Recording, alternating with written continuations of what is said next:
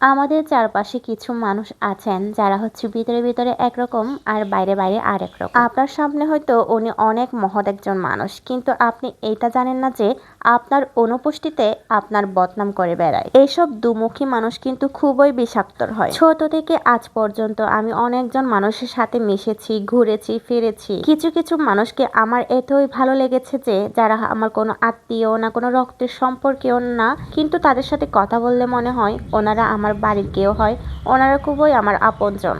আবার আমার লাইফ থেকে 10-15 বছর চলে যাওয়ার পর কিছু আত্মীয়দের সাথে আমার পরিচয় হয়েছে, যারা নিজ থেকে এসে আমার কাছে পরিচয় দিয়েছেন ওনারা আমার আত্মীয় হন। কিন্তু দিন শেষে সেই উড়ে এসে জুড়িয়ে বসা আত্মীয়রাই আমার ক্ষতি চেয়েছেন, আমার বদনাম করেছেন। অপরদিকে আমার সত্যিকারের আত্মীয়রা আমাকে ছোটবেলা থেকে আগলে রেখেছেন, আমাকে অনেক কিছুতে হেল্প করেছেন, এমনকি আমার পরিবারের সাথে ওনারা জড়িয়ে রয়েছেন। যাক, আজকে আমি অনেক কথা বলে ফেলেছি, কেউ আবার আমার এই কথায় মনে কষ্ট পায়েন না। এইসব কথা বলতে বলতে আজকে রেসিপিটা আপনাদের সাথে শেয়ার করতেই আমি ভুলে গিয়েছি। তো যাই হোক, আমি বেশ কয়েকদিন হলো আমি গ্রামের বাড়িতে আছি।